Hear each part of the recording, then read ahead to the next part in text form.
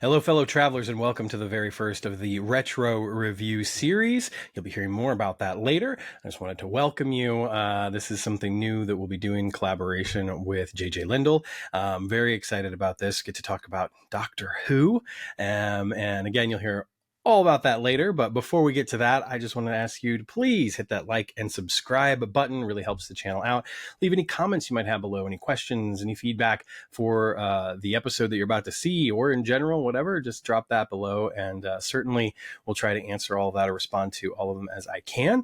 But I'm really, really looking forward to this. It's always a little daunting talking about Doctor Who. It's something I love dearly, as you can see. And I think that anytime I get ready to talk about it, I'm always just a little nervous because so much has been said by so many really brilliant, eloquent people. And, you know, not just the folks that have worked on the show, but the people that have written volumes of books, recorded hours of podcasts or commentaries or documentary footage, etc.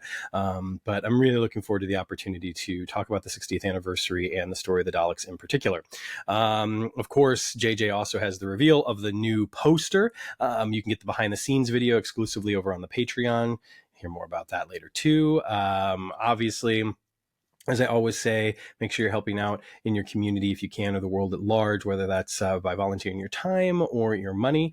But if you have a little something left over and you would like to support the show, by all means, head over to patreon.com/fateswidewheel and support the show at any tier, whether it's $1 or $10 or whatever the case might be, anything in between. You will get access to these exclusive behind the scenes videos, as well as early release videos and a few other things coming soon. So keep your eyes peeled for that. Some exciting news in the Quantum Leap realm. It turns out that episode 206, Secret History, was the highest rated episode of the season. Well earned, well deserved, fantastic episode, and really felt like the culmination of sort of the first arc of the season in a lot of ways. Still, things will be built off of it. Obviously, there's still a lot of room to grow based off of what we've seen in these first 6, but this episode just felt like everything really started to coalesce.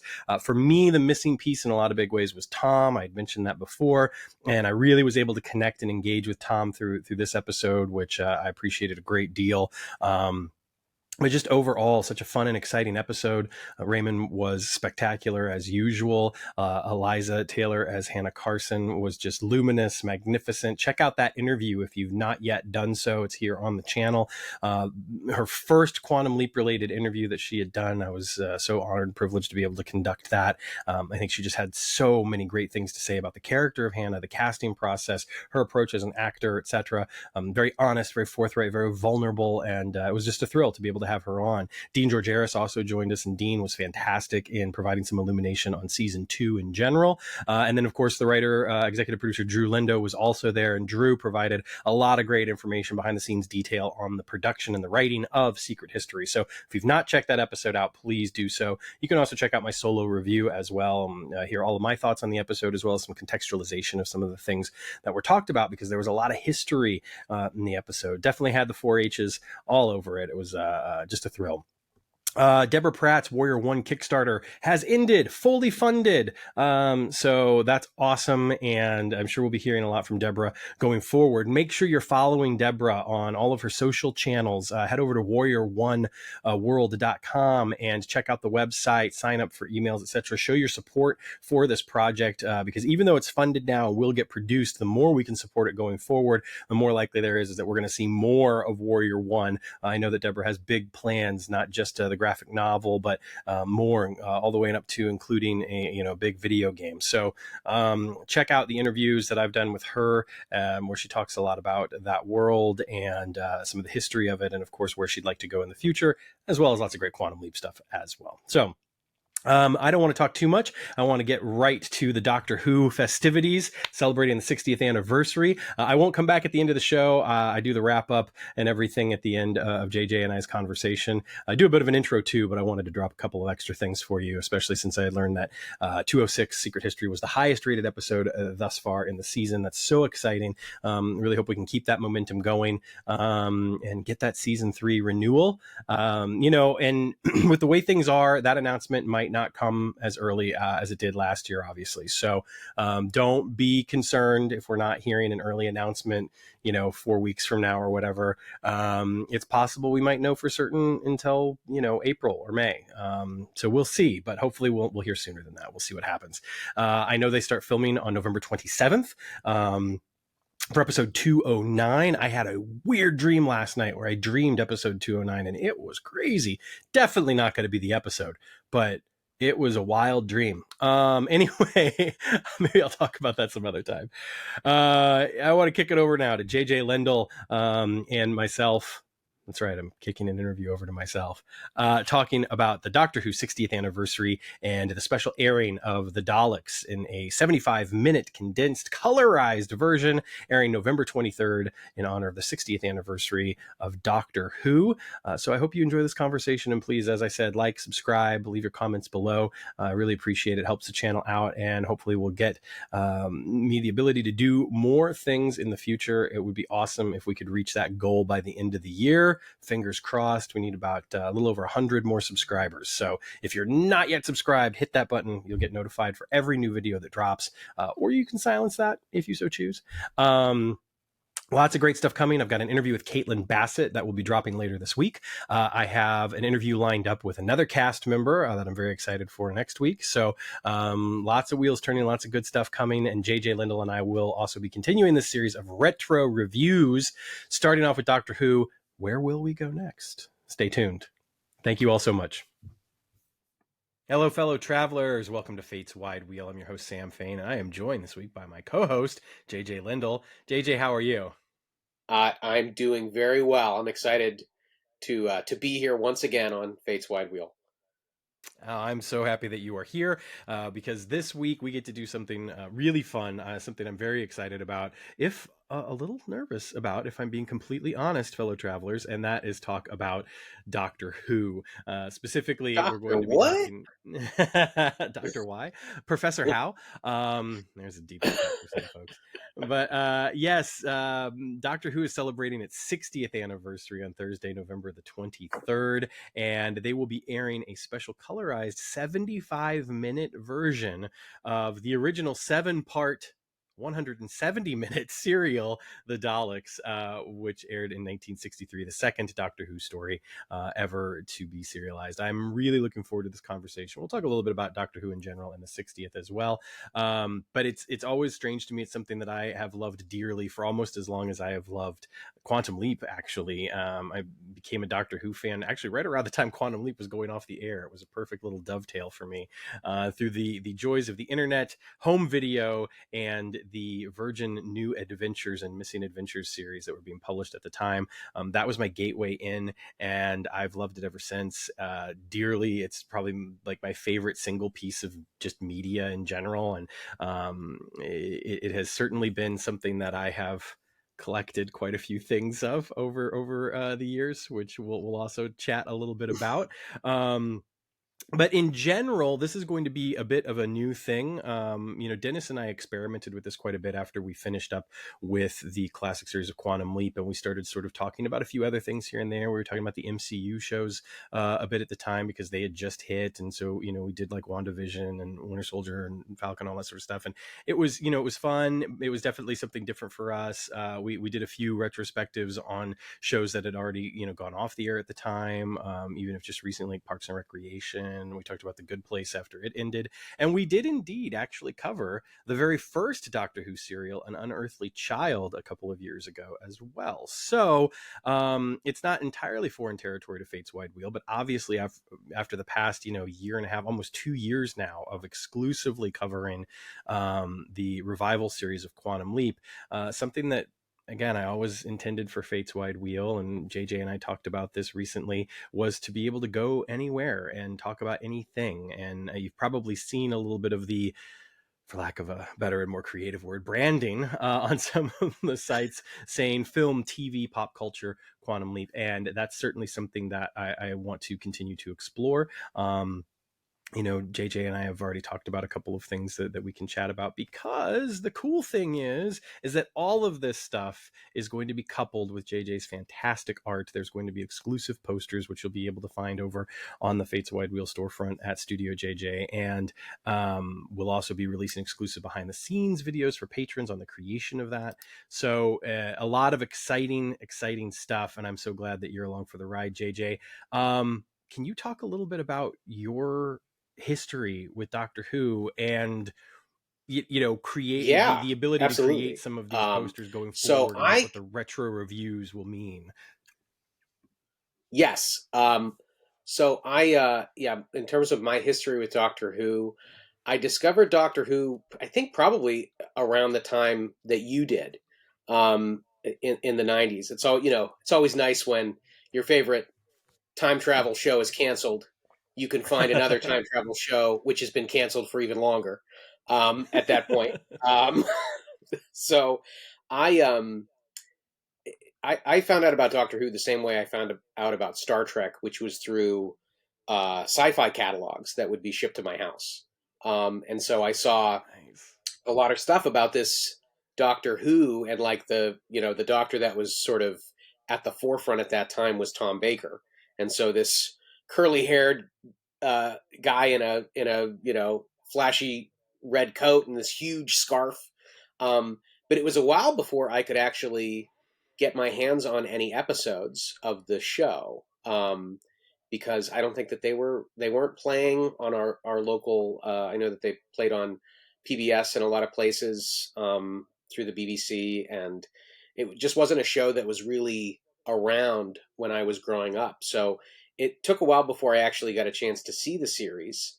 And I started at the beginning, with the William Hartnell stories, and one of the stories that we're going to be talking about today, the Daleks. But once Doctor Who came back, as a series on BBC in 2005, then it seemed to become a lot easier to see the show, to the point where I know I watched a lot of it. It was actually on Netflix, for quite some time, That's the right. classic series. So it was fun for me watching the new show, and at the same time discovering a lot of the older show, and then realizing how much these two connected, and that they were really just part of the same series, just with this little break in between. Not unlike another time travel show that you have talked a lot about. So I feel like there are a lot of parallels there between Quantum Leap and Doctor Who, especially now with Quantum Leap back on the air. Yeah, absolutely. I would totally agree with that. And I think that, one of the other things that, one of the other neat little parallels is the idea that, they're not completely beholden to the history of the series, but they're still respectful of it in a lot of ways, and borrowing elements from it in a lot of ways, but also recognizing the fact that, like, a lot of time has passed. There's new ways to tell stories. There's new stories to be told, and to kind of maybe even recontextualize older stories. Which is something that we'll talk about here in a minute, because there's something that recently aired that I know a lot of people have been talking about. But when you did Right. start getting into Doctor Who, for me, the VHS were just huge for me, because I would go to the local media play. That was the store that I would haunt, and that's where I would pick up my books. Because the Virgin New Adventures and Missing Adventures were a series of books that came out monthly, and for a time, and so you would end up basically getting two new books every month. And the Missing Adventures featured, past Doctors, whereas the New Adventures featured the Seventh Doctor, but in New Adventures. And Right. I came in right around the time that the Missing Adventures had started, and the New Adventures had already had a number of novels kind of under its belt. So it was interesting, because the New Adventures really did have like some continuing storylines and some threads that ran through the entirety of the story. And I came in right around the time, I believe, like Roz and Chris were introduced as companions. Benny had already been a companion for a while. Ace had departed. Spoilers for a book series that was written 30 years ago. But and so it was very interesting to kind of dive in at that time, because I felt like, wow, this is there's all this new stuff, and I wasn't super familiar with the Seventh Doctor because I didn't, collecting the VHS. At first, I started with the War Games. That was actually my first Doctor Who story.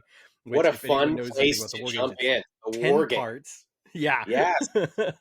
um, and Black and White, the Second Doctor, Jamie and Zoe are the companions. And the thing that the War Games was so famous for is that it introduced the concept of the Time Lords and Yes. established the Doctor as a Time Lord in the final couple of episodes. So that was where I started. However, I quickly kind of, started picking stories, and one of my criteria for picking stories is that they were double VHS for two reasons. One, they were more economical. They were they were a little bit more expensive than a single VHS, but not so much. They weren't like double the price, so it just made sense. Like, I'm going to get more bang for my buck this way, and I would get a longer story, so I'd get more, more to watch, obviously.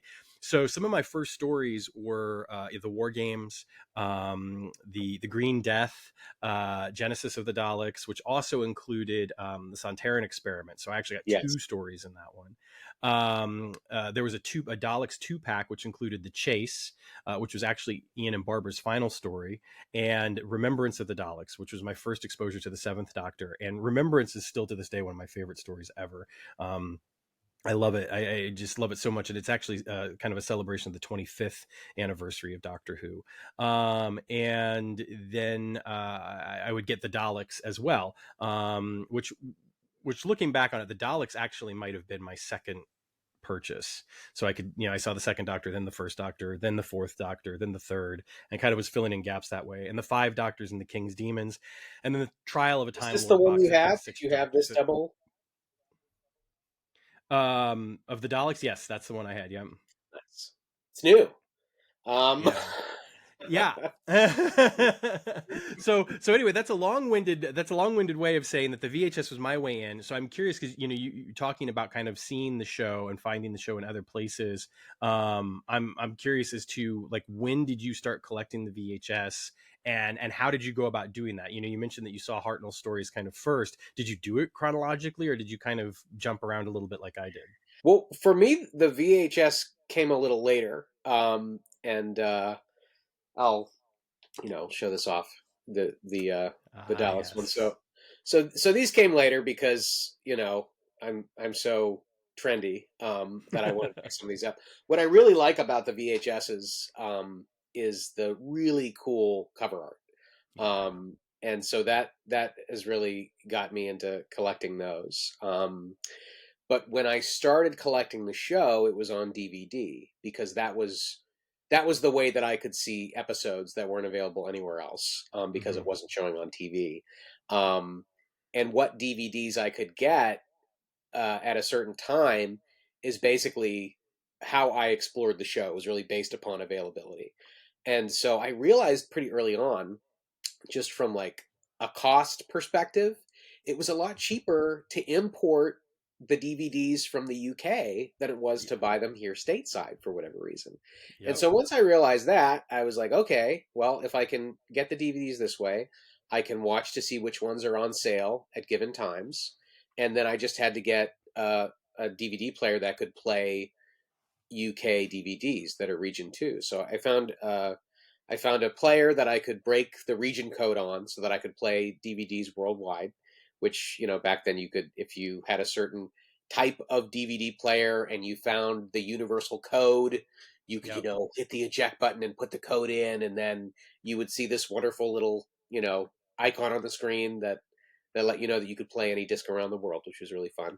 Yeah. And then it was just a matter of seeing which ones I could get at any given time. And so that's how I started to explore, all 26 seasons of the original, classic Who. And it was a bit of a patchwork, but I got to see Genesis of the Daleks, the sort of like prime Tom Baker stuff, and then going back to the Hartnell era, and then that is also sort of where you realize there's all these missing episodes from the first 6 years Yeah. of the show that affect the first and second Doctors. And so that's its own sort of mythology, which was really fascinating to me. And the fact that there were still people that were on the hunt for these missing episodes, as there still are today, was, from a historical perspective, which I'm really into history, that was really fascinating too. So just like these layers of interest with the show itself and the storytelling and the mythos, but then the behind the scenes stuff and the fact that there's all of these missing adventures, which thankfully are available in audio format. Right. Yeah. I think that that's one of the things that for me also helped to draw me in was that mystery in a way of the missing episodes. And for the longest time, it was heartbreaking because, I mean, Troughton was my first Doctor. And so I wanted to see more, but unfortunately, there wasn't Yeah, a lot more. Troughton suffered more from the purge than Hartnell even did, as far as missing episodes go. And luckily, through the benefits of, this will tell you how old school it was. The loose cannon reconstruction videos that they would put together using telesnaps, which were literally photographs that people had taken of their television screen while the show was airing, and right. audio recordings that fans made of the show while it was airing. They put together these wonderful, video representations. And nowadays, of course, they almost pale in comparison to the animated versions of missing episodes that we have. But Depends on who you talk to. that's But true yeah, too. Yep, yep. But it was such an interesting part of the history, I think, of Doctor Who and the way that fans were able to engage with those missing episodes. Another way that people were able to do that, of course, was with the novelizations. right. Doctor Who had been novelized since the very early days. In fact, the very first novelization ever was the Daleks. Doctor Who and the Daleks was the first novelization that was written, and it was written by David Whitaker, who was the story editor at the time of the series.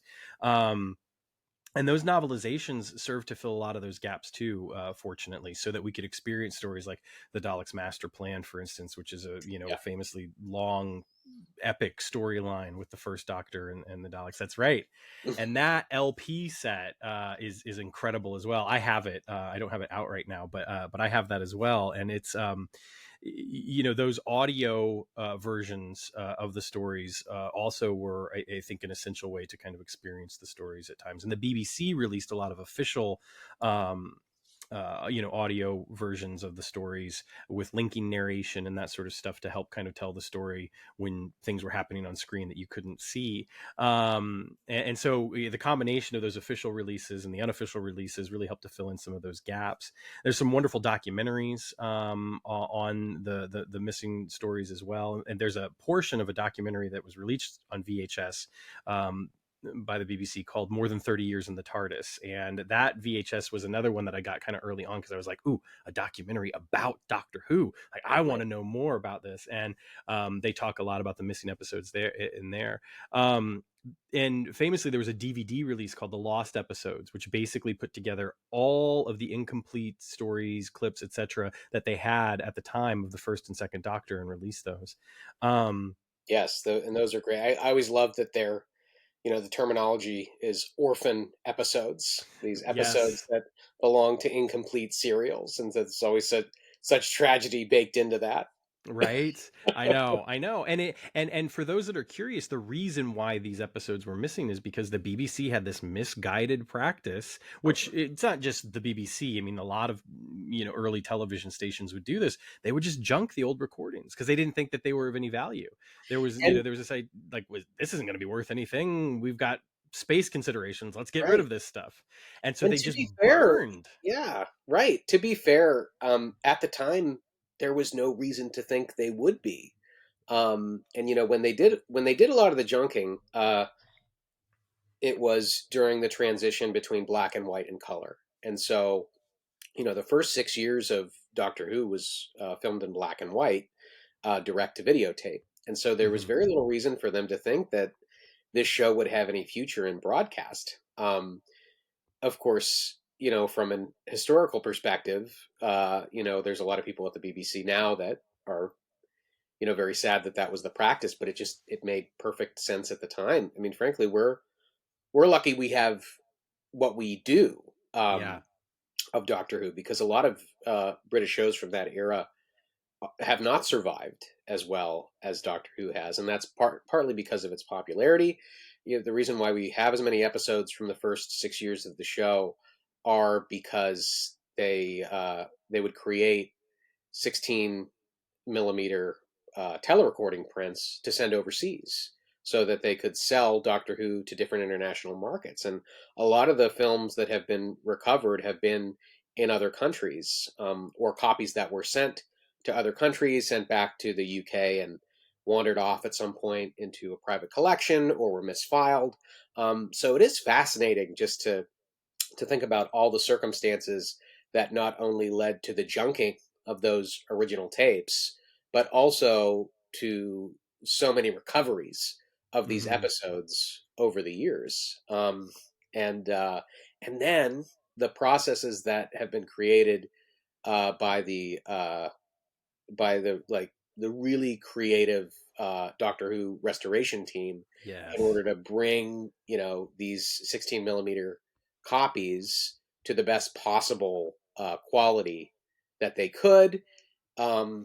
One process that they used was called vidfire. If you're familiar Hmm. with this, Sam, the idea that these were all shot on video, and then literally every episode, with a couple exceptions from that era, was basically they had this device that would play the video on a small screen from the master videotape, and they would film the screen with a 16 millimeter camera.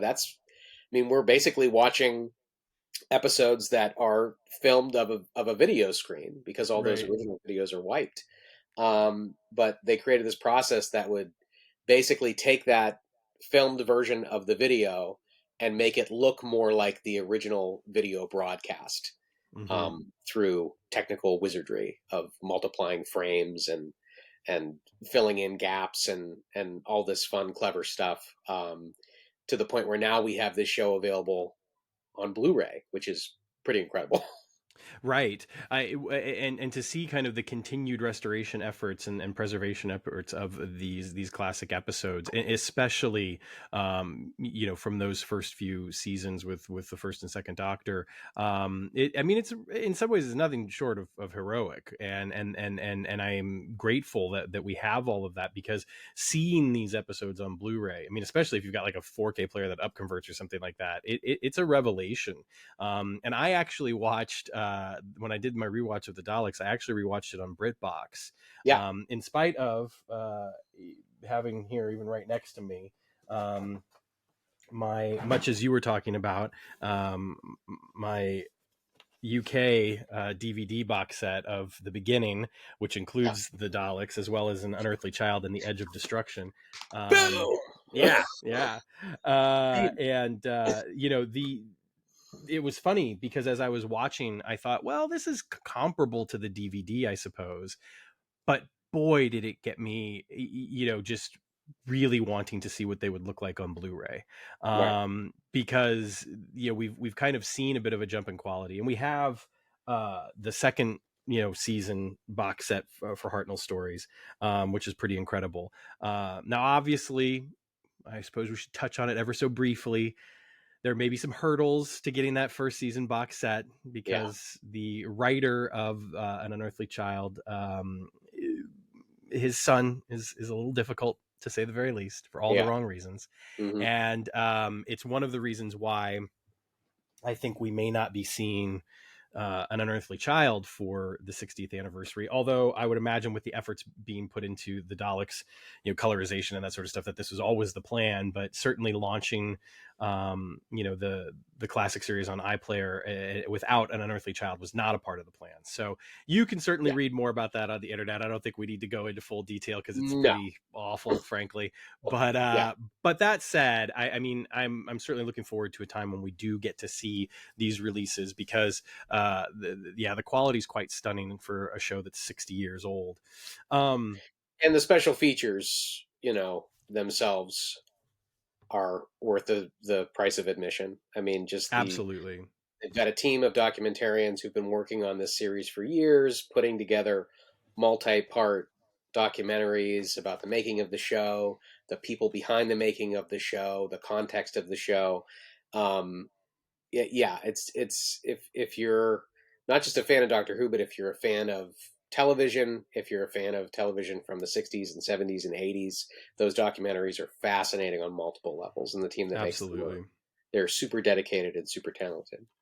They've really become this wonderful time capsule and tribute in a way too, because a lot of this stuff was recorded obviously in the late 90s and early 2000s, and unfortunately there are quite a few people that are no longer with us anymore. And so, names like Verity Lambert, for instance, having her record audio commentaries for these early stories is so incredibly crucial. She was one of Yeah, the people that's responsible for getting Doctor Who on the air. And I think that being able to have that involvement from people that are unfortunately no longer with us, it's incredibly important, and it helps to preserve that rich history of the show, because that's something else that I think is obviously we're talking about on the eve of the 60th anniversary of the show. From my mind, it is the single probably most historic piece of franchise media ever, and I put it above Star Trek. And I know that that's a big thing because there are a lot of people that wouldn't, and certainly if you look at the dollars and cents of it all, I'm sure Star Trek has pulled in more money. But I think that when you look back, just purely based off of the fact of when it premiered and the length of time it was on the air, from 1963 to 1989, and then the return in 2005, and we're sitting here in 2023 now, still continuing on, it's remarkable. And you look at the novels, you look at the audio plays, you look at everything that's been done to kind of connect this story, this universe, and the fact that there has been very little fear, other than perhaps from the fandom at times, of pushing the boundaries with the stories that they can tell, the types of stories that they can tell, not letting themselves be held back by canon or whatever, and just telling these stories. And for a fan, from my perspective personally, it's the reason why I can sit here and say, for me, it all counts. Every single little bit is just as important as the next. And it's, it's in the eye of the beholder for certain, but it's the reason why, watching the Daleks this morning, I can just sit there and I can see some of these things that don't necessarily fit, that didn't necessarily fit with stories that were told like a year or two later, much less right, stories that were being told 60 years later. right. But enjoy it for everything that it is and everything that it represents. It's just such a rich tapestry, and I don't know that there's ever really been, I think the only thing that I can think of off the top of my head that's comparable is Star Trek, as far as telling a story the way that it's been told for as long as it's been told. Yeah, I think there's definitely a kinship between Star Trek and Doctor Who. I mean, they were conceived, you know, almost simultaneously. With Doctor Who premiering in 1963 and Star Trek shooting its first pilot episode in 1964, The Cage. The big difference between the two of them, and it's so funny because we think of Star Trek as being this low budget television series, but it was very high budget for its time. It just looks low budget, 55 years later. Doctor Who was low budget, certainly. And you're dealing with a show that's being shot in the United States for a major network at a major studio, and then you've got this kid show being shot on videotape for the BBC. So it's kind of like the little engine that could when it comes to Doctor Who. And Star Trek only ran for 3 years before it was canceled, but it Right. was the fans that kept bringing it back again and again and again. And even for its third season, I mean, the show was supposed to be canceled after 2 years. And for Doctor Who, when the Daleks aired back in late 63, early 64, I mean, that was the moment for Doctor Who very early Yeah. on when people realized, wow, this is a phenomenon, the Daleks. And that launched two major motion pictures that starring Peter Cushing, and obviously years of the show and tons of memorabilia about the Daleks. So I think that there are parallel stories there, but I think Doctor Who is sort of the eternal underdog, Yeah. that just keeps coming back again and again, and sort of reinventing itself along the way, but always being Doctor Who, like staying true to its origins in one way or another. And I think Star Trek is that way too. I mean, it's changed, spin-offs, different shows, different cast, different crew, different writers over the years, but there's this ethos at the center of it where, you watch an episode and you're like, yeah, that's a Star Trek. I recognize Yeah. that. Right. Right. And it's funny because I do feel like, again, from my perspective, which I will fully admit it might be a little bit more limited because I've not engaged with the fandom as actively, certainly not as actively as like Quantum Leap. But one of the things that I've certainly heard quite a bit surrounding Star Trek, surrounding Quantum Leap with the revival series, is that, that phrase of, well, that's not Star Trek or that's not Quantum Leap. And I Yeah. don't hear that as often, I feel like, in the Doctor Who fandom. And I think perhaps the reason why is because it was established fairly early on that anything could be Doctor Who. When you have the first story, the first serial, it starts off in a very kind of mysterious, of course, but almost domestic vibe, Mhm. about a girl going to high school and her teachers and her grandfather who's this, mysterious old man, and they live in a junkyard, and what's going on there, what's this blue box, and and Right. then eventually, of course, they travel through time and they go back to 100,000 BC, and the story that's told, and especially the character of the Doctor in particular, are very different, obviously, from what we would get later on. But then Mhm. they flip the switch and they travel not only into the future, apparently, but also to an alien world. And I think right away you get this idea that this is going to be different from anything that you've really seen before. And I think that the Daleks, when An Unearthly Child finished, the show it was not a foregone conclusion that the show was a hit by any stretch. And there were some things that obviously I think, it was an interesting time, to say the very least. The premiere episode aired the day after the assassination of John F. Kennedy. Right. Um, the production of the Daleks was occurring at the time of the assassination, but once the Daleks premiered, it didn't take long for ratings to go through the roof, to go from being like 3-4 million viewers to 10 million viewers by the last few episodes of the Daleks. So the importance of this story, to the fabric of Doctor Who, to the phenomenon that was the Daleks, and the fact that, again, the Daleks became kind of their own thing in a way. I mean, the Right. films were just as much about having Doctor Who stories as they were about having Dalek stories in a theater. And there were Dalek comic books, and there were Dalek toys, and there were all sorts of media that spun off from it very early on. And of course, they would recur numerous times for the Doctor, as kind of his arch enemy. But this story and the importance of this story, I think it's wonderful that they've decided to celebrate with this colorization and this condensed version of the story. Um, One of the things that we get to do with these retro reviews, which I'm very excited about, of course, is you get to create some new artwork, or in this case, alter some kind of existing artwork that was not widely available prior. And I think now is probably the perfect time to kind of show folks what you've done, and then we can kind of talk about the story and what we think the colorization might hold. But I'd love to see that poster. Yeah. um we should show people here what they can get over at the store, and as well as that, they'll hear a wonderful behind the scenes of the creation of this poster over on the Patreon. So take it away, JJ. Show us what you got. Yeah, this is a design that I created not too long ago, actually. I created a couple months ago because I'm in the 60th anniversary Doctor Who mindset. And I was thinking about, serials that I really liked, and I wanted to do one from the early era of the show to celebrate this anniversary. And more so than The Unearthly Child, I just feel like the Daleks encapsulates that era. So I'm happy that the BBC and the Doctor Who team have chosen that story to sort of highlight for the anniversary.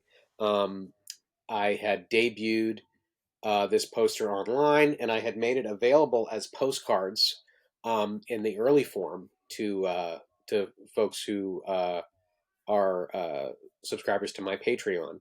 But once they announced the colorization, I said, well, let's give this poster a remix, and maybe this is a great time to make it available as a full-size limited edition. And so let's check it out.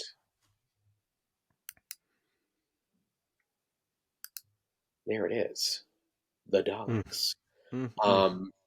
It's I did a little bit of a remix. The original version did not have that sky blue color, but when I saw the first images of the colorization, I was like, man, I got to get that blue into the poster, and then also make it for the new 75-minute colorization version. So we got some fun little language on there. 75 minutes of terror, now available in stunning color. And I'm just really happy with the poster. This is going to be available through the Fates Wide Wheel storefront. If you're watching this video, it's available now.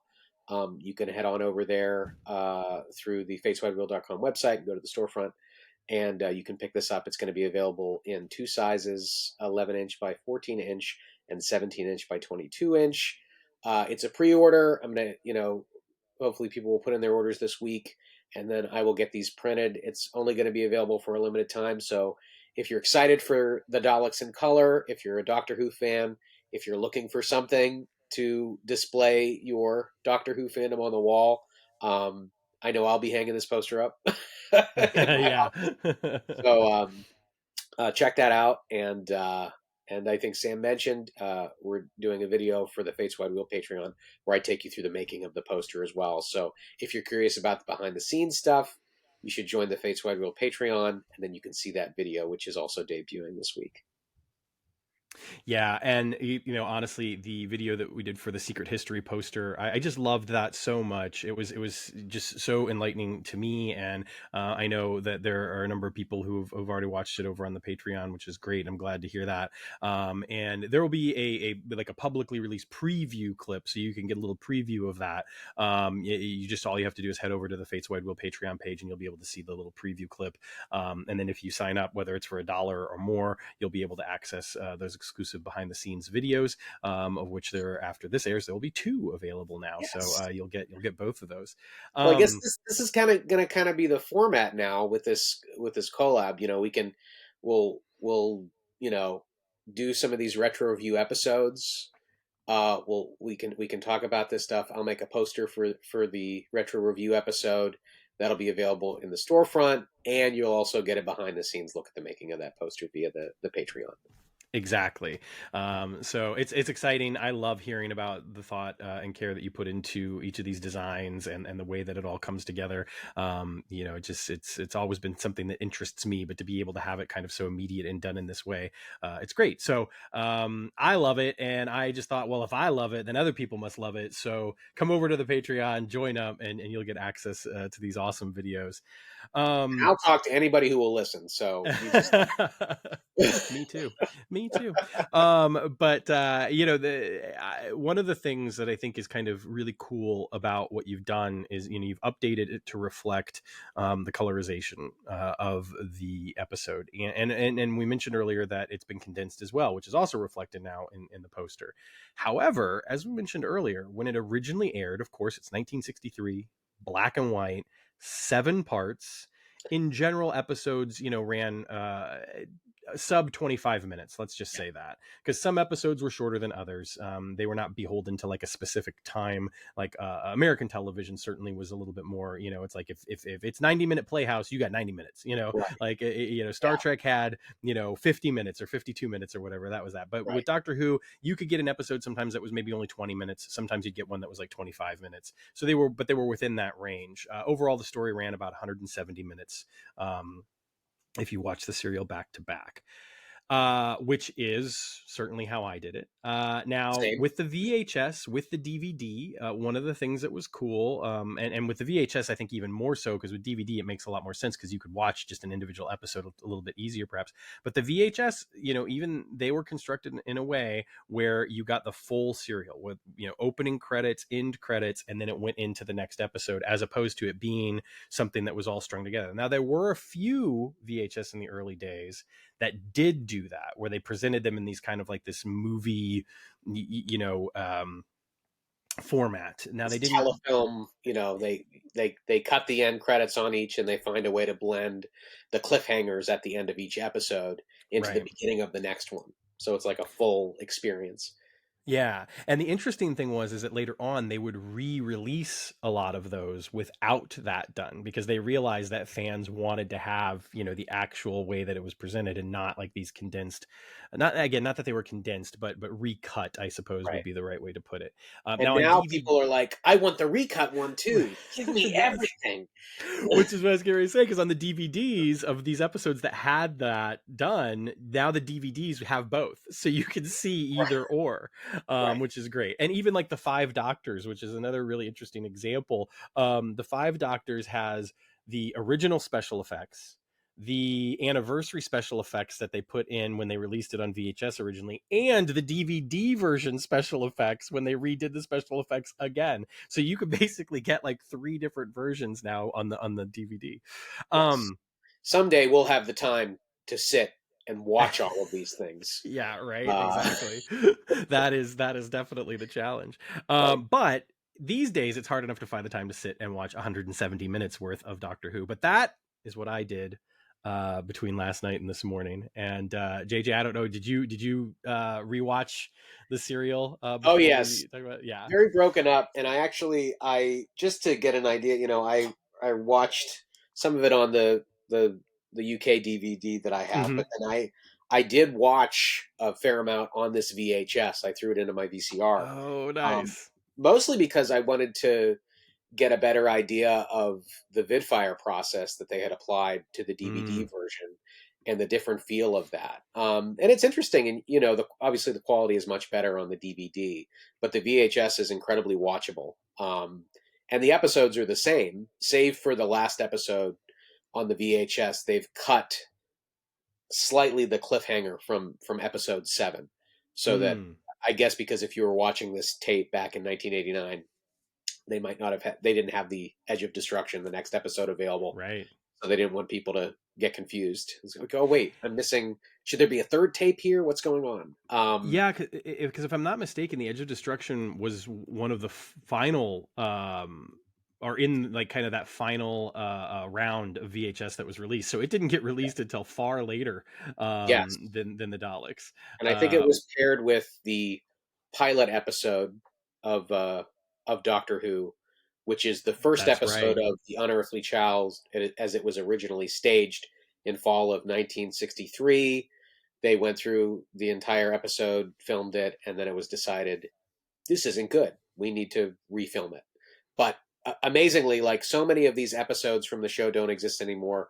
We still have this unaired pilot, Right. um, because I think it was mislabeled or something, and it was found much later in the BBC archives. So we have this special piece of history from the show and from British television. And what's nice is that on the DVD they've released the full studio session with all cuts and everything in between. And I believe there is commentary on that as well by Verity Lambert. That's She right. she walks people through that entire process. So the show that keeps on giving. But Yeah. yeah, I watched a bit of each over the course of a couple of nights, because 170 minutes that's a lot of time, a lot of minutes in a row. Uh, It is a lot of minutes in a row. And one of the things that's interesting about the story is that I feel like as I was watching it, when my initial impression of the story, going back to when I was like 13 years old and I first saw this, um, I absolutely was kind of taken in and taken away. Now, of course, I recognize that like oh yes, that's not real rock. He just pulled a piece of polystyrene off in his hand. You know, like of course, you know, you recognize the little line flubs or whatever. I'm not trying to say that I was oblivious to it. However, as a 13-year-old, I was so taken in by it all. And to the point where in my mind, even the imagination filled in a lot of gaps. Like when they're in the caverns, for instance, in the later episodes, they felt much bigger in my mind's eye. You know, everything felt on a much grander scale. And as I've done successive rewatches and even rewatching today, it was interesting because I didn't necessarily have that same spark that I had when I was 13, but it was also very easy for me to see why I imagined it a little bit grander. Because again, the hints of the story are there. Even like when the, you know, some of the Thals fall into the whirlpool, for instance, you don't really see any of that, right? But there's Right. like supposed to be this big, you know, monster in the lake. There's this whirlpool. It's very, you know, and it was still so evocative, and this and even watching it now, I love the way that the story just gives you such wonderful fodder for your imagination, as opposed to being, you know, trying to be more explicit. And quite frankly, there are later episodes of Doctor Who that sometimes try to be more explicit, but because the technology is just not there these days, it's almost even more, I hate to use this term because I love it so dearly, laughable than seeing some of these early episodes where they realize, well, we just can't do that, so let's just hint at it instead, and Right. how powerful that can be.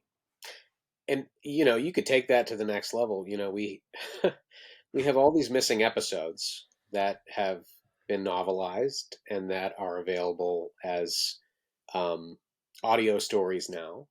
And I think sometimes, especially for episodes that have later been found that fans have enjoyed for years in those formats, I think sometimes because your imagination can do a lot more of the visual world building, I think for some fans they tend to be uh, fuller experiences because your imagination can fill in those blanks. And then, you know, when you see these episodes, sometimes, like you said, that are, you know, they don't have the highest budget. They're not always, you know, selling the moments as well as they can. Sometimes it can be like, oh, well, you know, that actually worked better for me when I could only hear what was happening as opposed to see what was happening, which is strange. But what I really, you know, in watching it again, and this is probably like the third or fourth time I've watched it all the way through, is I like the feeling of atmosphere Mm-hmm. that's in the serial.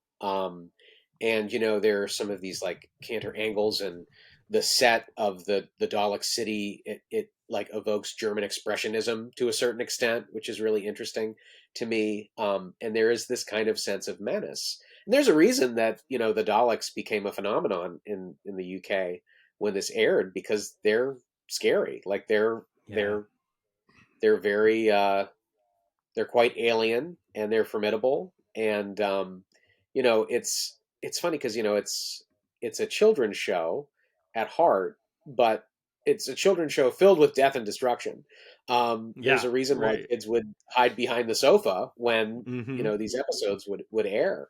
Um, you know, Skylar, my wife, whenever I'm watching Doctor Who, she's always like, you know, she likes the show, but when I'm watching the classic episodes, she's like, every time I come in, there's just loud noises in the background and somebody is screaming.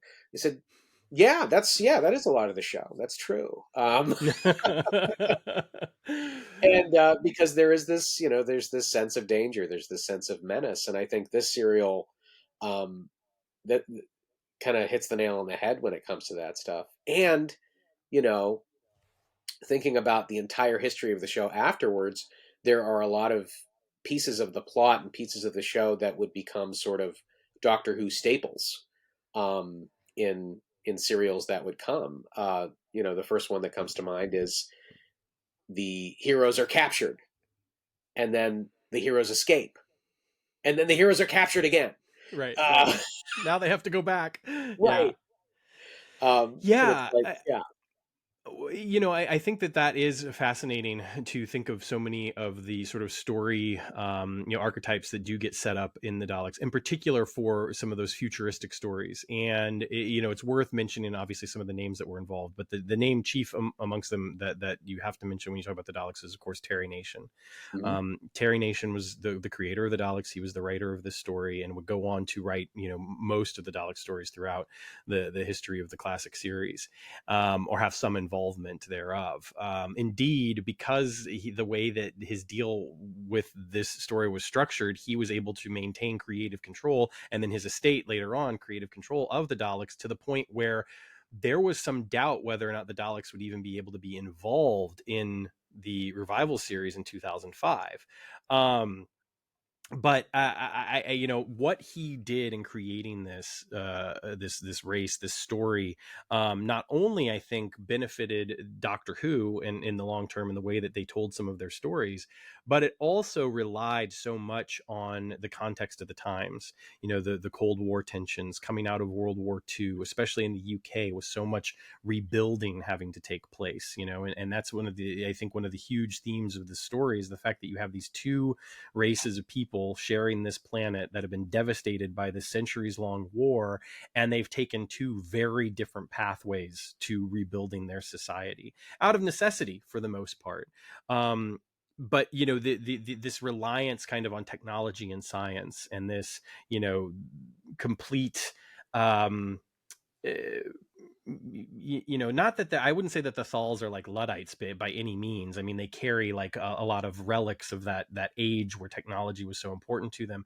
But again, being at a time when the space race is on, obviously, and there's so much scientific advancement going on, it's just kind of fascinating to me the way that he's able to infuse the story with all of that. And then, of course, the thing that becomes even more explicit in Genesis of the Daleks, which is masterpiece, is the way that the Daleks are patterned after the Nazis, and Right. and his perception of the Nazis at the time. And so I think that that again, there's so much infused into this story that takes it as important and incredible as An Unearthly Child is, especially that very first episode. I mean, that first episode is just so brilliant, and the way it sets up the conceit of Doctor Who and the world of Doctor Who and the mystery of it all.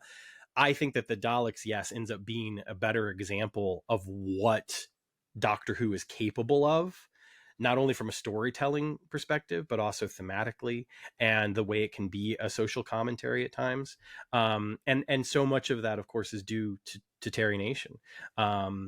It's interesting that the Daleks was actually not originally going to be the second serial, that there had been other serials commissioned or thought about, including The Masters of Luxor, which was turned into an audio play not long ago, read by Carolyn Ford, who plays Susan. But it's definitely, in my mind, I cannot imagine Doctor Who being what it is, or really being as successful without this story coming so early in its history. Yeah, I totally agree. Who knows how long the show would have been on the air without the Daleks. It was sort of a shot in the arm. And you see the show adjusting over the course of the season due to the popularity of this serial. Mm-hmm. And it it just kind of changed the trajectory of the show. Right. Um, so what would Doctor Who be like without the Daleks? Would there be a Doctor Who without the Daleks? I mean, quite literally. I mean, we might not have any episodes of this series if it had failed to get past the first or second season. Yeah. And the reason why we have so many uh, episodes from the first couple of years that still exist is because of the popularity of the show overseas, and that there were just a lot of copies floating around. Not a lot were kept by the BBC. So Yeah. yeah, I mean, I again, just in terms of the new take, the new colorization, it just feels like this is in a lot of ways where the show really starts. And like you said, it's exploring this new world, this new time, these themes, the character dynamics, and I just feel like so much of it works even today. That I don't know how much you need to do to it to make it engaging to a modern audience. But putting color to it is a good start, I guess. Right. And trimming it, I understand, certainly like, trying to sell someone on 170 minutes of story is not, especially in one sitting, is not necessarily going to be super easy. Um, the story itself, I think the way that it's told, again, as I was watching it, another thing that surprised me is that I mentioned jokingly about padding in the story. And while there's certainly a little bit of that, right? Like I could see a route where, for instance, if Ian doesn't forget the piece of the TARDIS, or, back at the Dalek City, you take that element out and you could certainly condense this even more. It's funny because initially it was only going to be 6 episodes, but Verity Lambert apparently was so impressed with the outline that Terry Nation turned in that she actually said, like, let's do 7 instead. Although apparently Sidney Newman, who was the boss at the time and responsible for not only Doctor Who, but the Avengers as well, Sidney Newman was not happy with it because one of the things that he wanted to stay away from in Doctor Who was bug-eyed monsters. Right. But Now again, here we, that really speaks to the change of the show's trajectory, where that's sort of like the mission statement. And then the second serial, we do this story about literal bug-eyed monsters. right. And it's like, this works. Let's see what else we've got. So speaking of which, Raymond Cusick is the production designer who was responsible for the actual design of the Daleks. So let's talk a little bit about that, because one of the things to me that ends up being so terrifying about the Daleks and unsettling about the Daleks is that they're not these like metal robots. There's a creature inside, right? Which we get a little glimpse at, even in this serial. Yeah, at the end of the second episode, I believe it is, and even seeing that little hand, come out from underneath the cloak, it's definitely even now, there's an unsettling element about it.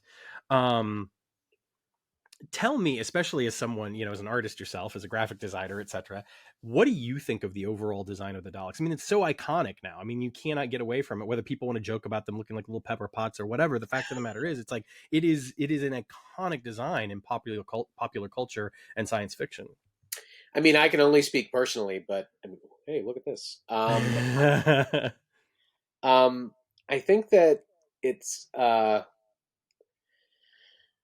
there's something menacing just about the texture of the dog, the fact that they're metal, the fact that they're cold, the fact that that reflects their personality. Where at one point during the serial, they're like, the Doctor is talking to them about their plan to destroy the planet basically with radiation in order to thrive, and he's just like, it's just meaningless murder, and they're just like, that is not relevant. And I think it's a wonderful design that sort of depicts the character of the Daleks. And at the same time, I think what I really like about it is that the you have the orbs on the bottom that are sort of mathematic in pattern. So you see that there's this very thought out structure to the Dalek, and it's got this great symmetry to it. But it's also it's round, which you think round, you think organic, but there's this strange contradictory feeling about those two things, where you've got all these round pieces and you've got this symmetry, but it's cold, and the way it moves is robotic in the fact that it just sort of glides around. And and you got to love the plunger. What else? What else can I say? Yeah. Yeah. I mean, like, I think there's a reason why this design has stood the test of time with very little change over the last 60 years. I mean, when you see a Dalek in the newest episodes of the show, I mean, it's not a far cry from what you saw in 1963, which, as a designer, like, you've done your job right if they're not making alterations to your design for 60 years. On a television show, which is pretty incredible. Yeah, and it was fun, in coming back to the poster design, like finding ways to take the elements of the Dalek design and integrate it into a poster that kind of plays with the themes of the episode. And so I had a number of ideas for that involving the orbs and everything like that. But I really like the idea of focusing on the radiation, the eradication plan, and well, that can just kind of be a preview for the Patreon only behind the scenes video there. I can talk a little more about that. Yeah. Well, I think that the decision to focus on, the sort of, I mean, this element of hatred, these racial divisions, this idea that the Daleks, are willing to exterminate all life, for their own benefit, again plays into these very real fears that we're not so far removed from, and just even looking at Cold War tensions from the time that the episode aired. Another one of the more chilling elements, I think, of the Daleks that is carried over, and again, it's something that people have certainly made fun of at times, but you cannot help but be chilled by it, and it's been used so effectively in the new series as well, are of course the voices. Right, absolutely. And Peter Hawkins and David Graham were the two voice actors that kind of initially developed that classic Dalek voice. Nicholas Briggs, of course, is most famously responsible for Dalek voices now, but at the time, that it seems to be kind of one of the most identifiable characteristics. And the word exterminate done in that style is, again, it's not just localized to the UK, right? I mean, you go anywhere and people know what that is. I literally, Halloween was a couple of weeks ago. Walking down my street here in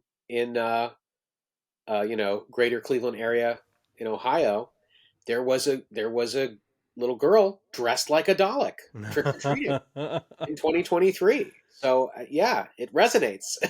Yeah. Yeah, it does. And I think that overall, just seeing the lengths to which they are willing to go, seeing the, I mean, we see a lot of, as you mentioned earlier, a lot of death in this episode or in this story. And, the Daleks are shooting Thals left and right, in kind of the climax of the story.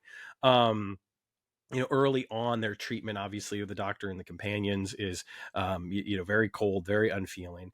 It's interesting that at this particular point in the show's history, and part of this is budgetary, but part of this is also just, I think, where they felt it needed to go, and we've upped the ante since then, as the storytelling has gone on, that the Daleks were overcome fairly easily through physical force. Right. In particular, being able to like touch and manipulate the Daleks. Now we know from the new series, if you tried to touch one, you're dead. Like that, that's all there is to it. And so it got me thinking about the placement, and I've thought about this numerous times, the placement like in continuity of where this story kind of takes place in terms of, when did the Daleks start to kind of advance, right? When did they start to kind of figure things out? And overall, within, in the history of the television show, this episode tends to be placed kind of second after Genesis of the Daleks. Mm-hmm. So that this is like the, very early on in the Daleks development after their creator, Davros, had kind of, created this not only like fighting machine, but really life support system because of where he saw his, his people going in the face of all of this nuclear war. Yeah. So it's interesting, that aspect of it. I think for people who've not seen the story before and are only familiar with the new series, and they go back and they watch this, I wonder how much of that will be retained for the 75-minute version, because there are there are points where it's literally just like, oh, here's mud in your eye, Dalek, and now now you're mine to command at my will. I will take you apart, and Ian will climb inside and right, be a Dalek now. Yes, just story points where like, if we can just get up the stairs. Right. They can't go upstairs. Yes. And until Remembrance of the Daleks, they never did go upstairs. Right. So right, absolutely. And so, yeah, I mean, yes, you've got to look at the show from that perspective, from that sort of in-world historical perspective, but then also like a production perspective, and it's like the Mystery Science Theater 3000. You repeat to yourself, it's just a show. You can really just relax. But it's just so funny to me. Like, who would have thought, like the folks, Terry Nation and the production team and the actors, making this little show 60 years ago, to think that people would still be watching it and talking about it and creating new Yeah. content for it today. And, if you tell them that back then, it's like, well, maybe we should make them so they can go upstairs. But Right. To pivot briefly, because I certainly want to get us wrapped up shortly, but I do also want to talk a little bit, because we've not really done this, talk about the characters, obviously. yeah. And the actors a little bit. Let's just go ahead and obviously let's start with the man himself. Let's Who? start with the Doctor, the first Doctor. Yeah, that's right. Played by William Hartnell. Now, at this point, when this story airs, he's got 4 episodes under his belt. And I'm curious. I'll let you go first. What are your thoughts on Hartnell in general, and what are your thoughts on him throughout the course of this serial? I think that the first Doctor, and especially in at this point in the show, um, he's got a real selfish streak to him, and the entire uh, call to adventure of this serial, if you will, is really based on the fact that the Doctor wants to check out the city, and he's willing to do what he needs to do that, which is lie. He lies about the Mercury. He lies about needing something to get the TARDIS to take off. And he's putting these people at risk for his curiosity. And I think the the mythos of the Doctor that would be built, over the decades, speaks to someone who is heroic and you know self-sacrificing, and is always there when you need him. And the Doctor that audiences met in these first couple of serials was not necessarily that. I mean, he was someone who, certainly an explorer, certainly curious, certainly a scientist, but he was willing to do what he needed to do to to experience the things he wanted to experience. And he ended up putting everyone in danger. Does he come through in the end with clever ideas in order to save the day? Yes. But he's also really pleased with himself that he's able to do that. There's one point in the serial that, they've figured out how to affect the power grid with the Daleks, and they've tampered with one of the machines to cause a chain reaction. And Susan's like, okay, let's go. He's like, but just think about what I was able to do just using my mind. And then of course the Daleks are slowly coming in, and it's like, oh, maybe I shouldn't have stood here and gloated Taking a so long. victory lap, yeah. Right.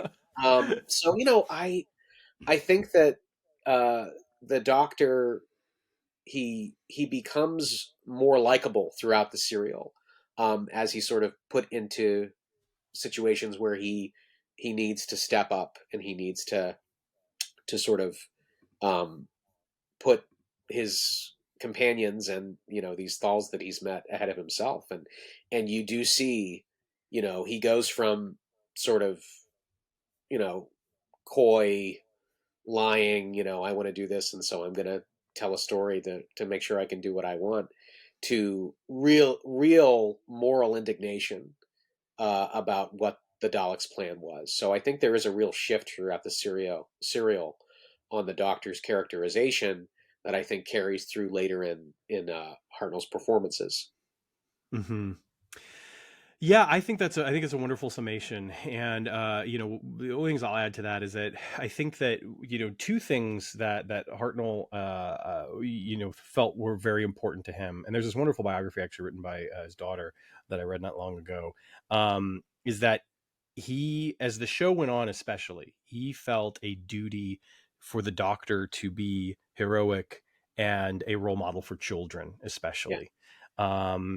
He would do numerous public appearances for kids, anytime he could, appearing as the Doctor. And the other thing is that that air of mystery was also important. And I think that it shows because he clearly relishes, at the end of the serial, he starts talking about like, you know, his people and where he and, you know, Susan are from, but it's done in this very sort of like, I'm not going to tell you anything, but I'm just going to tell you, you know, where I'm from is far Right. away, you know, Yes. and that air of mystery was important, and it was important to the show at the time as well. I mean, it's in the title, right? Right. um but I think that for me, these early stories, sometimes it's hard to be on the doctor's side all the time, as you mentioned. And Mm-hmm. it's really not until we get to like the Aztecs and Marco Polo where I start to feel a little bit more like, oh yeah, that's the doctor. Like I'm seeing, you know, a little bit more fleshed out a version of this character, and it's not just about the mystery, and it's not just about the that sort of it almost goes beyond mischief, because as you say, he's willing to jeopardize other people in order to kind of get what he wants. We also, you know, it happens in An Unearthly Child as well. It happens here. We also get that hint of the darkness of the doctor, and the idea that as the Dalek is kind of pleading, save our lives, the doctor is just sort of, he takes his pause, and the way that he looks, and it's a really lovely bit of acting by Hartnell. You get this idea all of a sudden that it's like, I don't know if the doctor's being truthful here, because he says, I don't know how, and even if I did, I don't know that I would save you, Right. basically. And there's this element where you're just sort of like, I think he does know how. Yeah. I just don't think he's willing to do it, and he nearly like lets one of the cavemen die in An Earthly Child. And so like there's this element of the doctor where it's like, life is not necessarily important in every form to him, certainly not as it becomes valued by him. And I think it's a wonderful progression of the character when we see, when you really look at the doctor from, first incarnation up to where we are now. um the companions, Yes. Yeah. so well, let's start with Susan. And Carol Ann Ford plays Susan, the doctor's granddaughter, which I guess, depending on your perspective, could be literal or maybe not. I tend to think of it as a more literal thing. I do think that she's related to the doctor. um she's really the reason why the whole story starts when we're in An Unearthly Child, right? She is the unearthly child. Yeah. She is, exactly. And in this story, she's, from the get-go, she's asked to check for radiation, and she does. Right. But as But soon as not she quite walks long enough. away, yeah, exactly, that meter goes up. So in a way, she's the reason for this story as well. Right. Yes. um the character in general, I feel like there's been a lot of really wonderful stories told about Susan over the past 10 years or so, in particular through the audio medium, and even in the novels, going back 25 years ago or so. But at the time, she does not always get a lot to do. Yeah. Uh, and when she does, it usually involves running and screaming. Interestingly enough, in the Daleks, she does actually get some pretty heroic moments. In particular, because she's the youngest and the one least affected by the radiation, she's the Right. one that's chosen to run back for what the Thals have left them, to get back. And I really appreciate that kind of agency. Obviously, she's scared out of her wits while she's doing it, but she's also the one that makes first contact with the Thals. She's the one that kind of establishes lines of communication with them. And so this story, more than a lot of others, quite frankly, gives her a little bit more to do and a little bit more agency, which is nice to see, because in general, yeah, she screams and runs. Right. Yeah. You Yeah. know? Yeah. I feel the same way, and I think for me, um, the the way that the 7-part serial lines up for those characterizations is that I think Susan is sort of the audience's eyes and ears for the first half of the serial. I think you're experiencing a lot of the serial through Susan. She's got to go. She's got to find a way to rescue her companions and her grandfather. She makes contact with the Thals. And then about halfway through the serial, it's sort of handed off to the other two companions. And they That's a become great sort point. of the de facto protagonists of the story. And at no point do I feel like the Doctor is truly the focus of the Dalek serial, interestingly Yeah. enough. I think the companions are really where the audience is meant to be. And there is this sort of handoff that happens in the second half of the serial where Barbara and Ian become these sort of heroic protagonists in their two parallel storylines Yep. involving going into the city and the escape. Yeah, I would agree with that. That's a perfect segue to talk about Ian and Barbara. I love Ian and Barbara. They are two of my favorite companions ever. I always have. I'm fascinated by what their lives might have been like, and based off of the novels and the audios, what their lives were like post Doctor. And I think that in this story in particular, they both get some really lovely moments.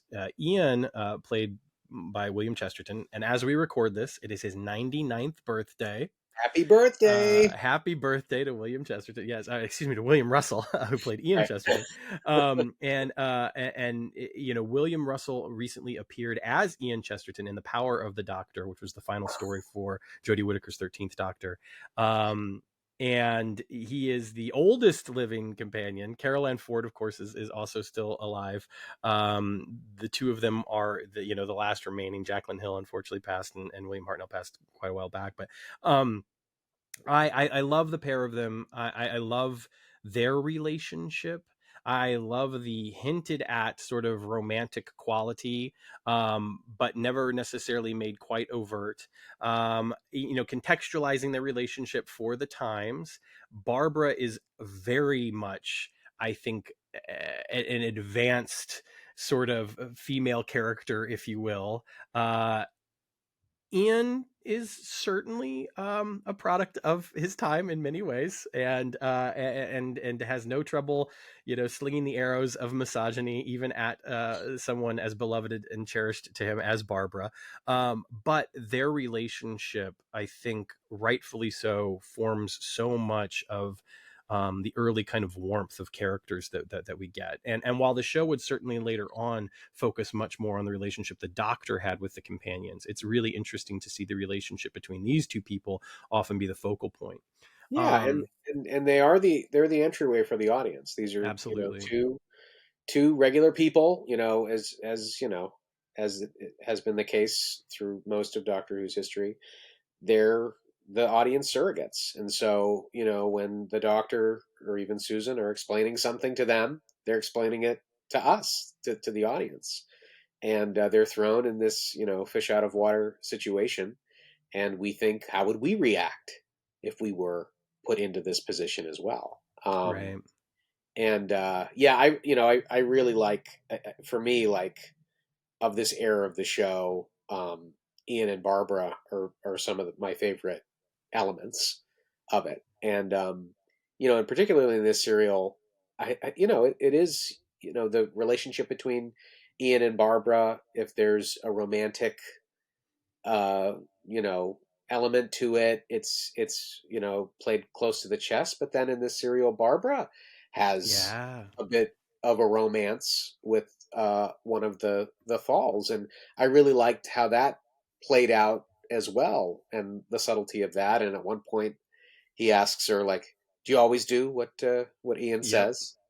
And she says, "No, not always." It's very She Yeah, she definitely takes it. I mean, Ganatus is the name of the character, and yeah, yes, it definitely bothers her that is implied, yes, and Jacqueline Hill is. I mean, she's such I almost said unsung hero, but I guess that's not true, because there are plenty of people that really truly appreciate her work, because I just love so much of what she does with Barbara, and even though obviously the demands of the character in many ways, just based off of the scripts that were being written at the time, and again contextualizing the show when it was written, she has to do some running and screaming and be afraid, but there's a power to Barbara that is always evident, and she has some incredible moments throughout the course of her run on the show. yeah, Both as a companion to the Doctor and on her own 2 feet, and also of course as being a companion in a way of Ian as well, and Ian being a companion of hers. So I've always loved her performance, and she has some really wonderful moments. And it is interesting because, yeah, that goodbye scene in particular beside the TARDIS before she leaves, uh you know he doesn't come out and ask her, but it's clear that Ganatus would be happy if she decided to stay. yeah. That's the subtext. Yeah. Yeah. And it's not something that we would always see, Right. back then. I mean, like Barbara would oftentimes be, I think, an object of affection for some of the villainous characters, right? Like, she's like wooed or taken captive or whatnot. But to have this kind of relationship develop throughout the course of the episode was, yeah, it's Yeah, interesting, it's and one of my it favorite parts. Yeah. holds up. Yeah, it holds up. I Yeah. think it's kind of the point. Yeah. And I guess we'll Um, have to see if, if that right. survives the new edit.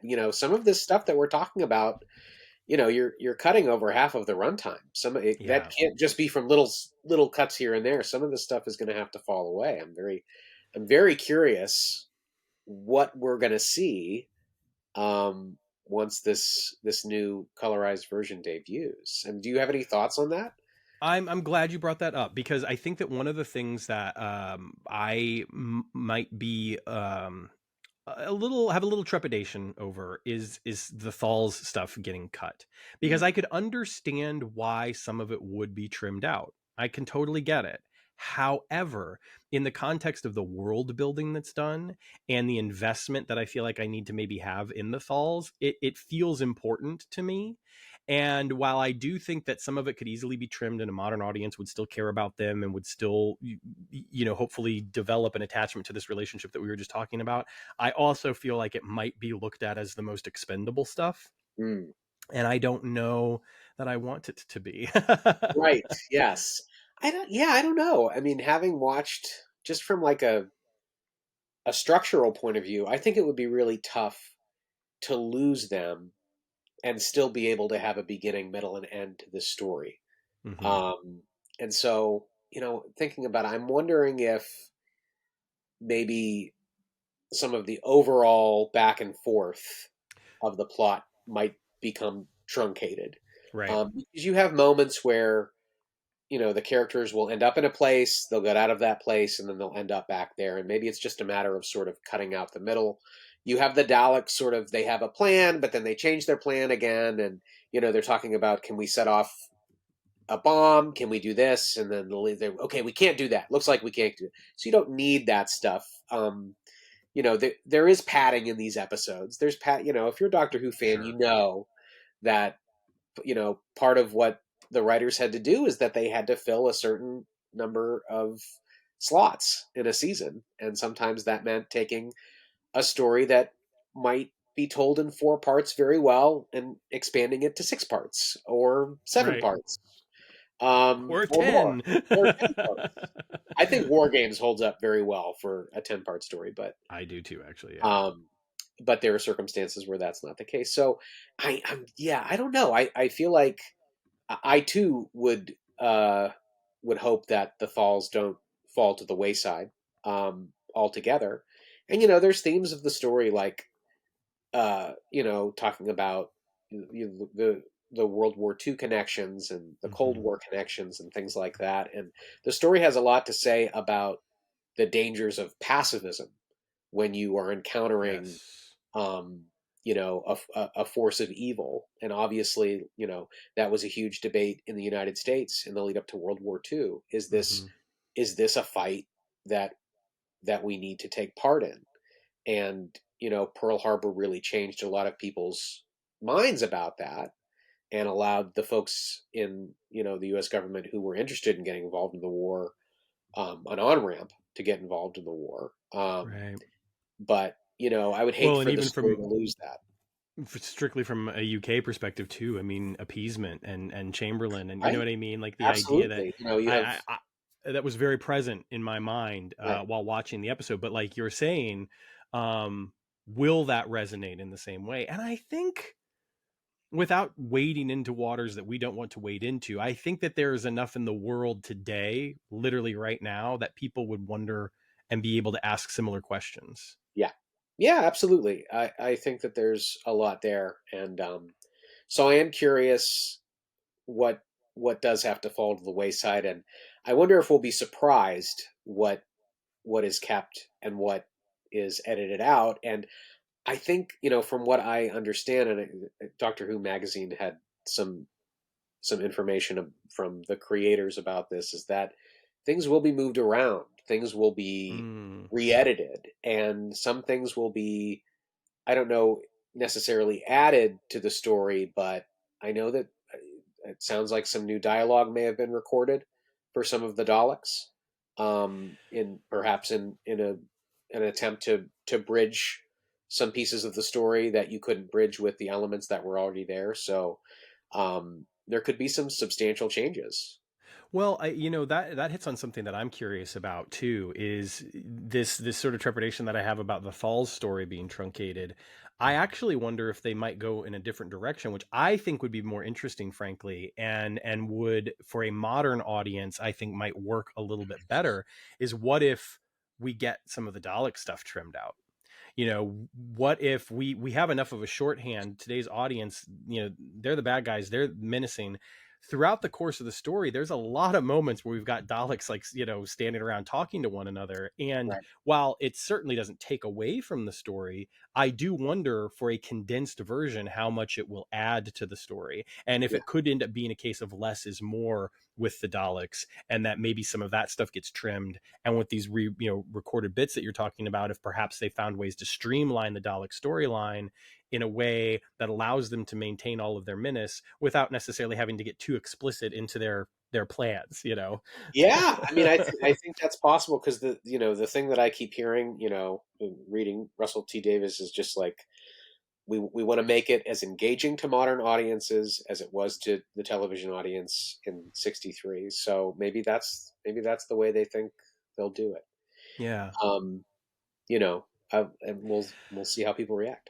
I'm looking forward to it, to say the So very am I. least. Yes. I think it's going to be very interesting to see. It's funny because having seen some other colorization attempts of the story from the past, it's clear that the color palette that they've gone with is different from some of the stuff that we've seen prior. Hmm. It looks as though the color palette that they've gone with is different from what the actual colors were in some cases, based off of like production photos and stuff that has existed based off of like the color of costumes and that sort of stuff, which is interesting to me. Yeah, if that's the case, yeah, I'm not sure. I know that floor of the TARDIS was blue in the ways that we've seen on the shooting set. So, and then I think it is a question of how much information do they actually have to go off of for some of this. Right. And on top of the fact that, I mean, I don't know if it was the case with Doctor Who, but a lot of shows that were shot in black and white would choose the palettes of the onset colors, not based upon the colors themselves, but how they would appear on black and white film. Right. I mean, for the first couple of seasons of The Adventures of Superman with George Reeves, I mean, he was wearing a brown and tan Superman suit because Yeah. a red and blue suit, if they were on set, would not read on black and white film.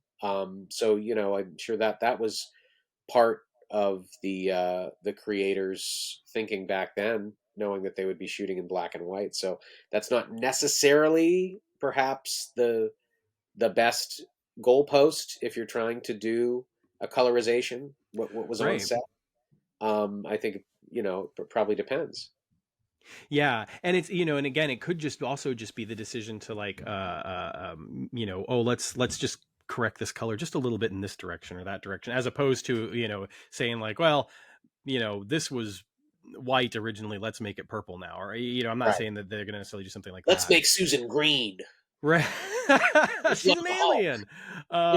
Yeah, yeah. So obviously, there's a lot of more ground to cover in taking apart and dissecting and talking about a story this way. Although I feel like we've done justice. I'm happy. But that said, Okay, to good. kind of As sum up long our as you're happy, Sam.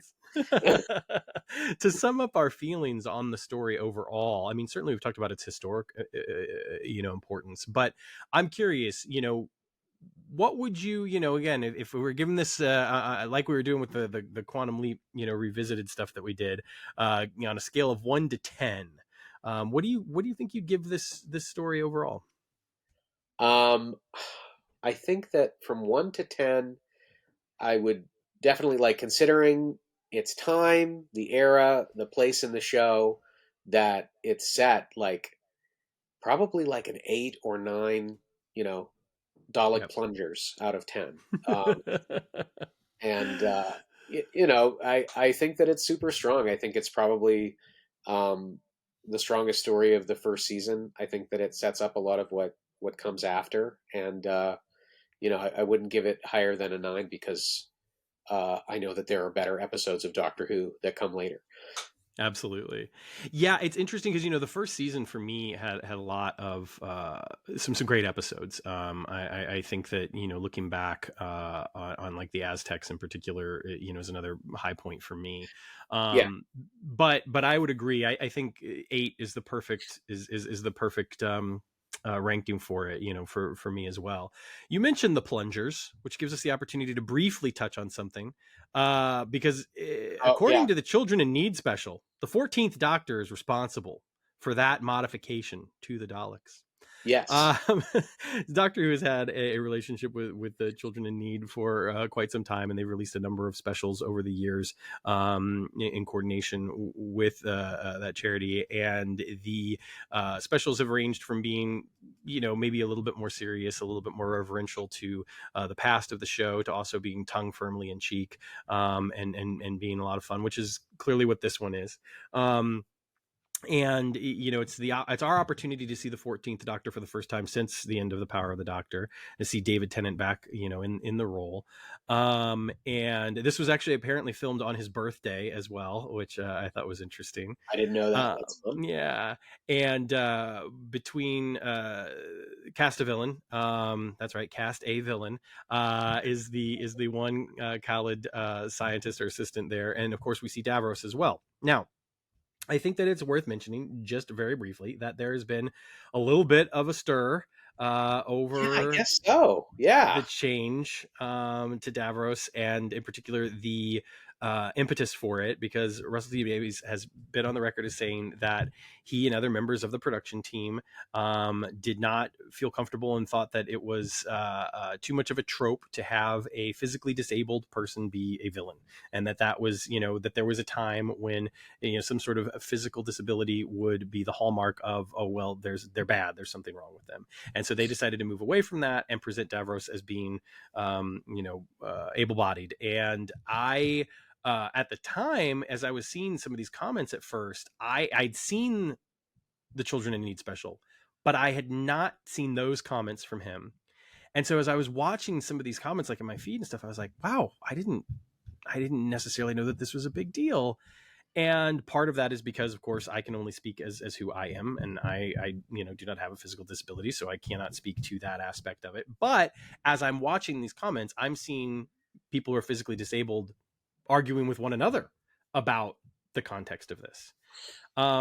So I'm curious, again, speaking, of course, as people without a physical disability, what your thoughts are on this. And I'll add, of course, the further sort of wrinkle to this is that it's not just for this special. The implication is that from now on, whenever we see Davros, this is how we will see him, as opposed to the iconic image of him being kind of in the lower half of him being in a Dalek casing. Yeah, what are your thoughts, JJ? you know, I watched the uh, the special. I loved it. I thought it was delightful. I totally got what they were doing with Davros. We're seeing him at a point in history that we have not seen him before. That's how I took it. Yep. Prior to whatever accident left him in the state that we saw him in Genesis of the Daleks, which clearly takes place after the action of this. And that's if you want to take it as seriously as it is. Right. Which I really, I don't find out about these controversies until I go to the imaginary clickety type world that is social media.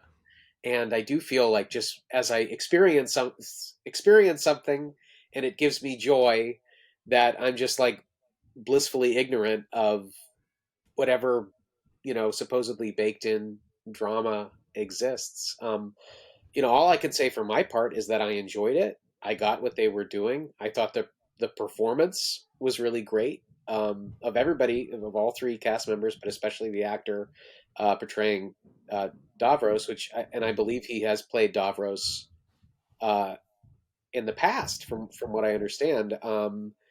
And so I thought it was great. And as for the controversy, the thing I always say when folks who aren't, you know, writing and directing and producing a TV show, um, talk about what what they would do, is that you don't know what you would do if you were in that position because you're not. Right. You have an idea of what you'd want to do, but if the production doesn't feel comfortable having that kind of uh, portrayal, then they shouldn't. Um, and I guarantee you, Russell T Davies is not going to kick open your door, go to your DVD shelf, and snap your Genesis of the Daleks DVD in half. You know, um, I think that I like the idea of seeing more Davros. I like the idea of seeing this version of the character. I think a challenge with franchises like Doctor Who or Star Trek or Quantum Leap, anything that has a history and a continuity is, you know, the writer's challenge to do the things that they want to do today, but make it make sense with the things that came before. But then part of it is, as an audience member, the the idea to say yes to that, and to find a way to make that make sense for you as well. And I see so Yeah. many people online that are just like, this is why this might not make sense. And it's like, well, why can't you just think on the other hand, like, this is why it could make sense, and enjoy it? That's just Yeah. that's my take. And so I'm not a person with a disability. What I say about it, I don't think matters because I'm not part of that community. What I will say is, I think that the creators, they have the right to create the show that they want to make. And as viewers, I think that, a lot of times it's really, you should go for the ride, and just kind of get what you can from it, and enjoy it. I mean, that's my semblance of a thought about it. Yeah. I'm just, I'm not I'm not super into the controversy of it.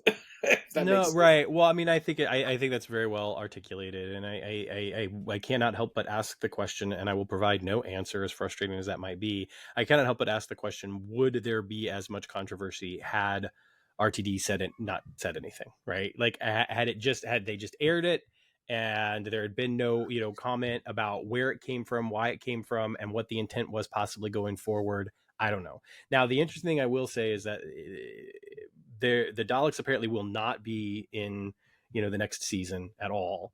So there's a lot of time for things to happen, for opinions to change. And if anything, if I believe deeply in my heart that I truly believe that Russell T Davies and the crew involved with the show, and the cast especially. I mean, look at somebody like David Tennant, who I know is not obviously going to be involved past this. It's Shudigato after this, but like, Mhm. we know that these people listen, and that they change, and that they grow, and that they're very much,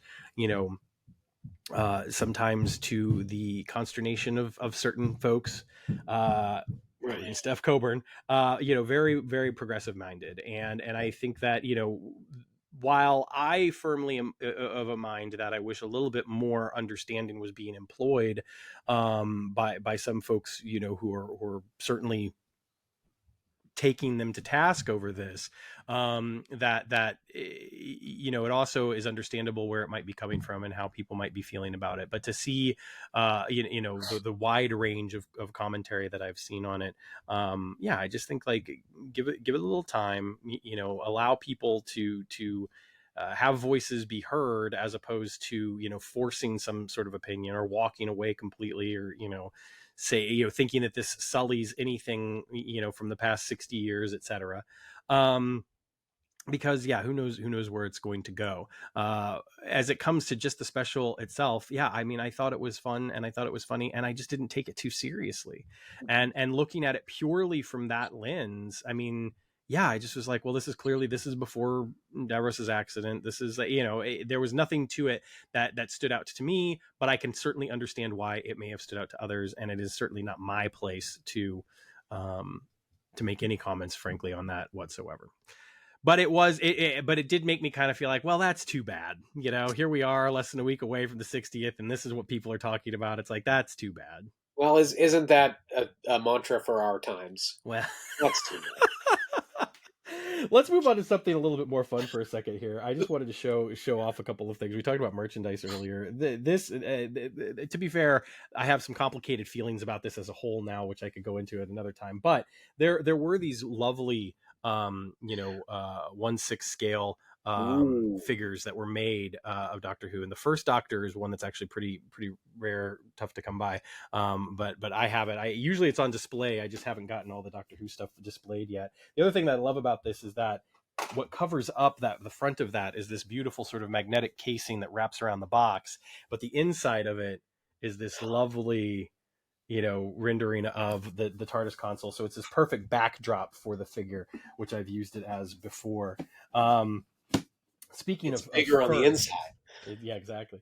Speaking of first, something else that I am pretty pleased that I own is a fairly immaculate condition of the very first issue of Doctor Who magazine, Doctor Who Weekly, Whoa, with the transfers still there, with just a piece of sellotape, because that's how they were affixed. Like that's how you bought it, which is amazing. pretty cool. So I love that.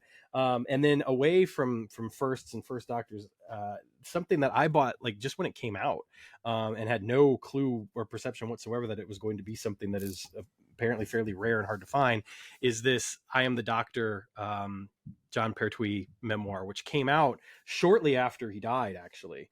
But apparently it was they didn't make a lot of them, I guess, and so it's I guess it's kind of hard to find. But those are a couple of That's pieces. awesome. Yeah.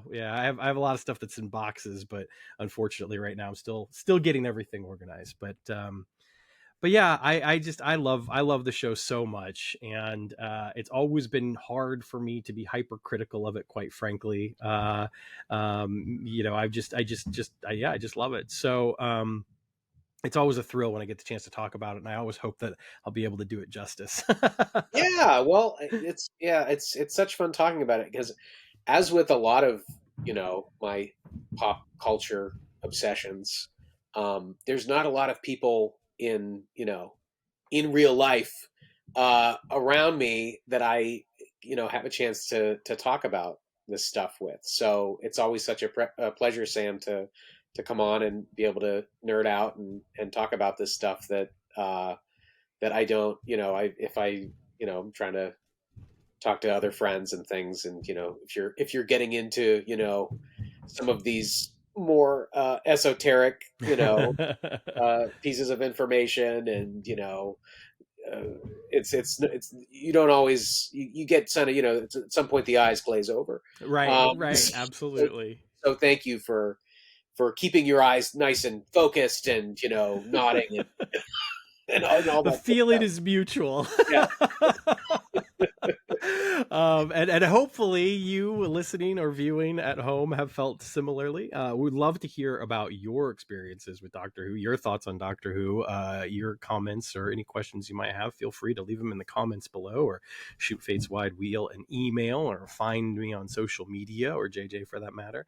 But there's some exciting stuff obviously coming out of this, including the exclusive poster release, which is available right now. You can go find that over at the Fates Wide Wheel storefront. Which you can access either through fateswidewheel.com, or you can just go over to jjlindl.com and find it as well, right? Yeah. You've got it. Um, jjlindl.com/, FWW shop is the URL for the shop. easy peasy lemon squeezy, as my daughter likes to say these days. I think she picked it up in school. She's been saying it a lot. It's adorable.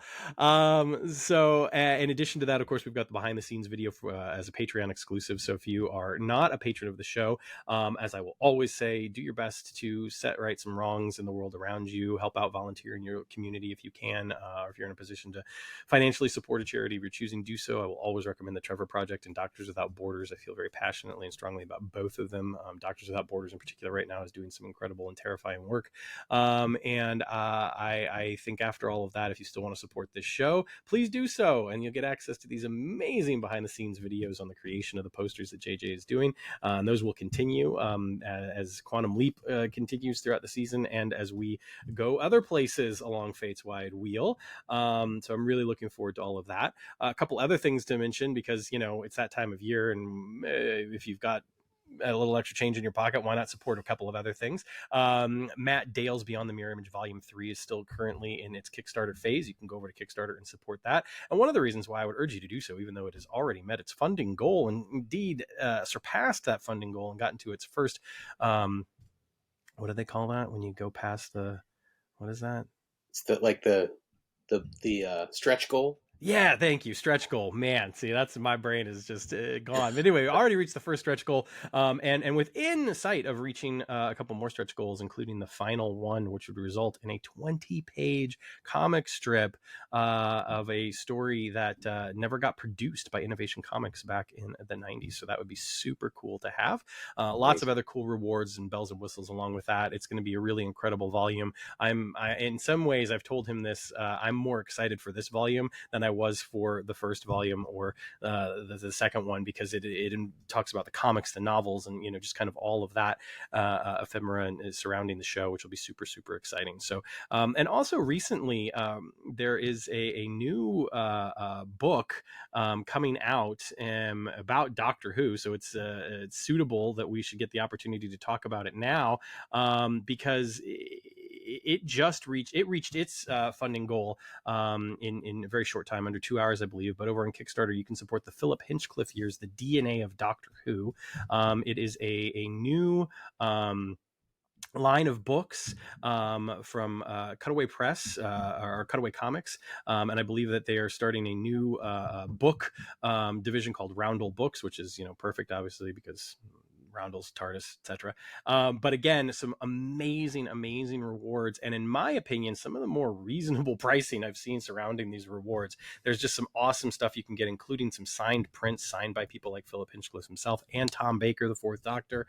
So I'm really excited about it. It looks amazing, and Matt Dale was a contributor to that book as well, so it fits perfectly. I don't make anything from any of this. I'm just excited about it and want people to share in that excitement. So yeah, go share if you can. JJ, anything left to say before we get out of here? Well, live long and prosper. No, that's the wrong one. The force be with you. Allons-y. How's that? Excellent. Yes, indeed. And of course, coming up on Thursday, November the 23rd, you will see that colorized 75-minute version of the Daleks. I'm very excited for it. Looking forward to it. Happy 60th to Doctor Who. I have loved Doctor Who for 30 years now. So half of its existence. My goodness, I have been a fan, and I can't wait to see what the future brings. I can't wait to see what the special is going to be on the 25th, as David Tennant returns, Catherine Tate returns. Looks so incredibly exciting. We got so much stuff coming up, Sam. I know. And as excited as here's something wild. You ready for this? I'll say this before we get out of here. As excited as I am to see David Tennant back, and as excited as I am for these specials that we're going to get with him, I cannot flippin' wait to see Ncuti Gatwa as the 15th Doctor. Like, I want this next series to start tomorrow. I'd be happy, because I want to see what he's going to do with the role. I want to see what the stories that they're going to tell in this new era are going to be like. I've said this before, Russell T Davies coming back to the show now, the work that he has done in the in-between time from his first stint until now, he has grown so much, and I cannot wait to see what this new era for him and what it's going to be like, because I don't think it is going to be like his initial era, which I enjoyed, obviously I loved, but like, this is going to be a whole new ball game, and I can't wait to see the type of stories that they're going to tell and the places that they're going to take us. Same, like kids in a candy store. Right? Exactly. Yes. Speaking of stores, head over to jjlendl.com/FWW shop for all of your Fates Wide Wheel needs, including hats, t-shirts, etc., and the exclusive poster for the Daleks, which we revealed earlier on this episode. In the meantime, Take care of yourselves. Take care of one another. Stay safe out there. And remember, always, always, always dematerialize safely. No. Leap responsibly.